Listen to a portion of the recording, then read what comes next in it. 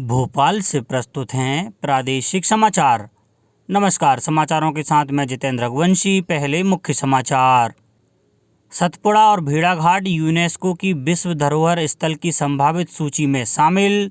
किसान कल्याण तथा कृषि विकास मंत्री एवं बैतूल जिला प्रभारी श्री कमल पटेल ने जिले में कोरोना उपचार के लिए सभी शासकीय अस्पतालों को सर्व सुविधा युक्त बनाने के दिए निर्देश। खाद्य एवं नागरिक आपूर्ति मंत्री श्री बिसाहूलाल सिंह ने जिला प्रबंधकों को चेतावनी दी है कि खरीदी केंद्रों से उपार्जित फसल का उठाव समय सीमा में नहीं किया जाता है तो जिला प्रबंधक होंगे इसके लिए जिम्मेदार। और किसानों के लिए अच्छी खबर, डीएपी खाद की बोरी 2400 की जगह 1200 रुपये में मिलेगी। केंद्र ने सब्सिडी 500 रुपये से बढ़ाकर 1200 रुपये की। अब समाचार विस्तार से।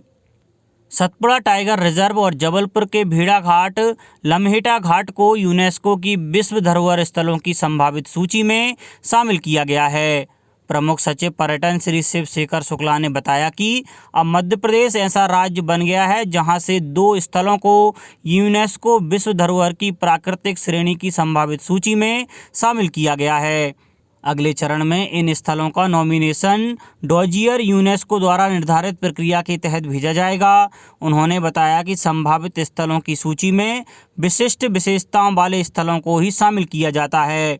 श्री शुक्ला ने बताया कि मध्य प्रदेश टूरिज्म बोर्ड ने सतपुड़ा टाइगर रिजर्व एवं भेड़ाघाट लम्हेटा घाट को यूनेस्को की विश्व धरोहरों की संभावित सूची में सम्मिलित करने का प्रस्ताव डायरेक्टर जनरल एएसआई भारत सरकार को 9 अप्रैल 2021 को प्रेषित किया था। एएसआई यूनेस्को को उक्त प्रस्ताव प्रेषित करने के लिए नोडल विभाग है। कोरोना संक्रमण की चेन को तोड़ने के लिए राज्य शासन द्वारा जन भागीदारी के साथ संचालित अभियानों एवं नवाचारों के सुपरिणामों से एक बार फिर मध्य प्रदेश पूरे देश में मॉडल बनकर उभरा है। कोरोना जैसे अदृश्य शत्रु से लड़ने में जो रणनीति मध्य प्रदेश ने अपनाई गई है उसे प्रधानमंत्री श्री नरेंद्र मोदी ने भी सराहा है और अन्य प्रांतों को इसका अनुसरण करने के लिए भी कहा है। आज की स्थिति में मुख्यमंत्री श्री शिवराज सिंह चौहान द्वारा मध्य प्रदेश में कोरोना के नियंत्रण एवं व्यवस्थाओं के लिए किए जा रहे नवाचारों तथा प्रदेश में जन सहयोग से हो रहे समन्वित प्रयासों से कोरोना संक्रमण की स्थिति को काफ़ी हद तक नियंत्रित कर लिया गया है। मध्य प्रदेश की कोरोना पॉजिटिविटी दर जो 1 मई को 20.3% थी, आज घटकर 6.96% हो गई है। एक्टिव केसेस की संख्या के हिसाब से मध्य प्रदेश 21 अप्रैल को देश में 7वें नंबर पर था।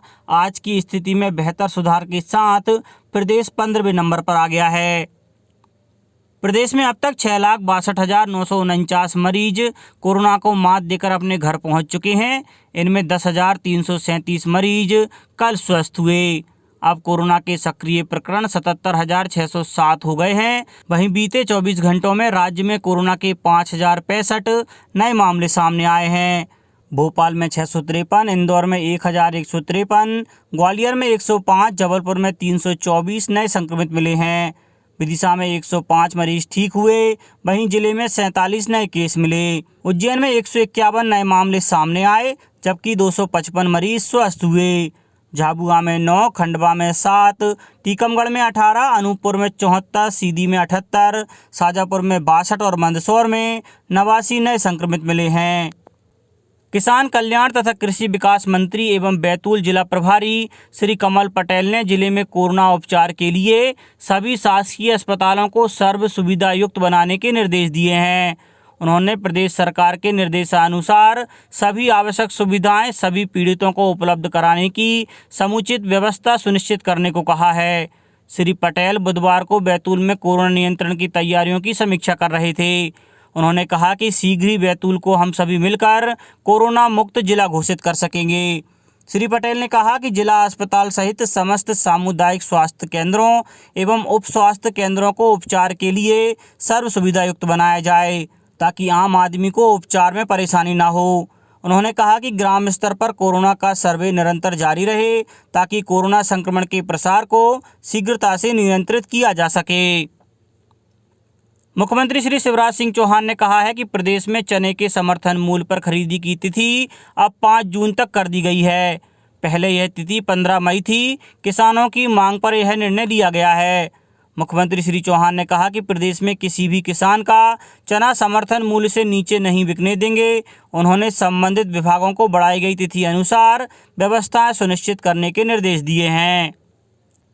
चिकित्सा शिक्षा मंत्री श्री विश्वास कैलाश सारंग बुधवार को मालवीय भवन तुलसीनगर स्थित ड्रग स्टोर में 100 ऑक्सीजन कंसंट्रेटर की प्राप्ति के समय मौजूद रहे। विश्व स्वास्थ्य संगठन के सहयोग से प्राप्त इन कंसंट्रेटर को प्रदेश के विभिन्न जिलों में वितरित किया जाएगा।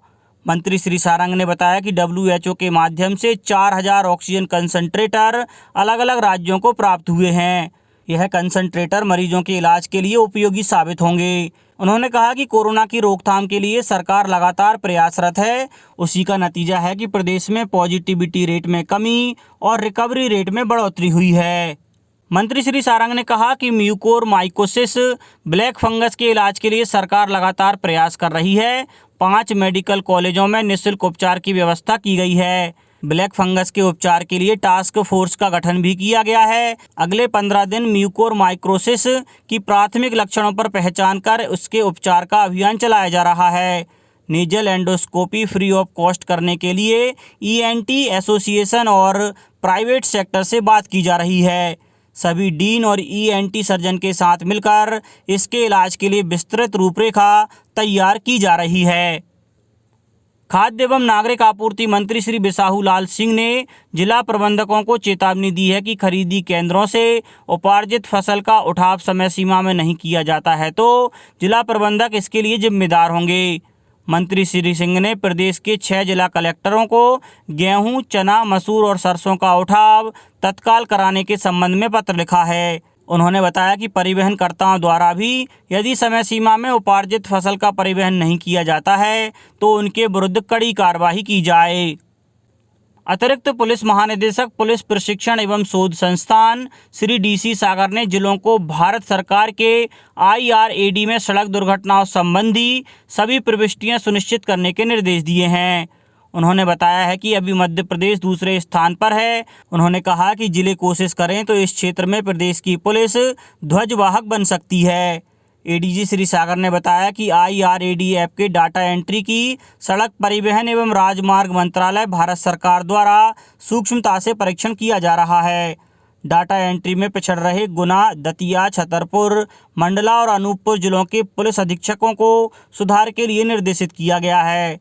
श्री सागर ने बताया कि ऐप में अधिक से अधिक प्रविष्टियों से सड़क दुर्घटनाओं की मॉनिटरिंग बेहतर तरीके से की जाकर सड़क दुर्घटनाओं को रोकने में मदद मिलती है। उन्होंने कहा कि यदि हम 100% सड़क दुर्घटनाओं की ऐप में प्रविष्टियां करेंगे तो अधिकतम लोगों की जान माल की सुरक्षा की जा सकेगी। प्रधानमंत्री नरेंद्र मोदी ने कल खाद्य कीमतों के मुद्दे पर एक उच्च स्तरीय बैठक की अध्यक्षता की।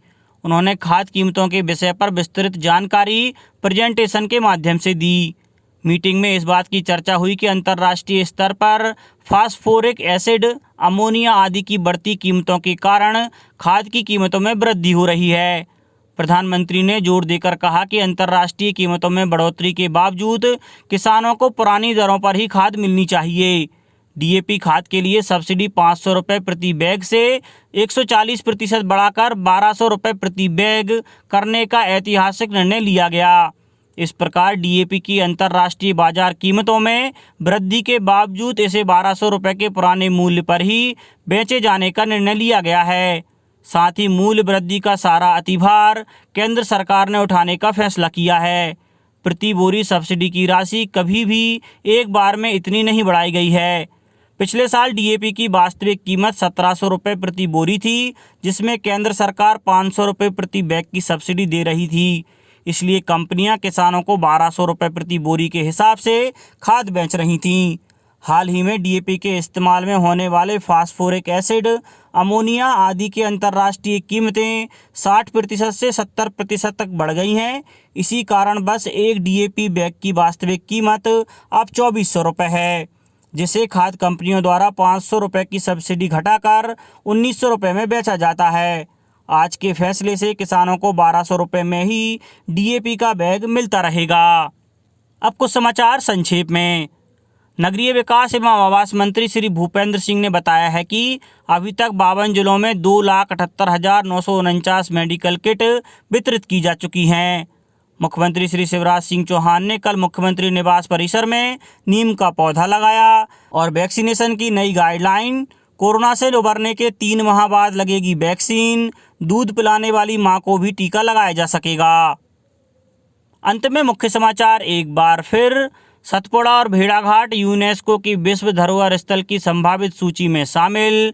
किसान कल्याण तथा कृषि विकास मंत्री एवं बैतूल जिला प्रभारी श्री कमल पटेल ने जिले में कोरोना उपचार के लिए सभी शासकीय अस्पतालों को सर्व सुविधा युक्त बनाने के दिए निर्देश। खाद्य एवं नागरिक आपूर्ति मंत्री श्री बिसाहू लाल सिंह ने जिला प्रबंधकों को चेतावनी दी है कि खरीदी केंद्रों से उपार्जित फसल का उठाव समय सीमा में नहीं किया जाता है तो जिला प्रबंधक होंगे इसके लिए जिम्मेदार। और किसानों के लिए अच्छी खबर, डीएपी खाद की बोरी 2400 रुपये की जगह 1200 रुपये में मिलेगी। केंद्र ने सब्सिडी 500 रुपये से बढ़ाकर 1200 रुपये की। इस बुलेटिन में इतना ही। घर पर रहिए, सुरक्षित रहिए और सुनते रहिए प्रादेशिक समाचार। नमस्कार।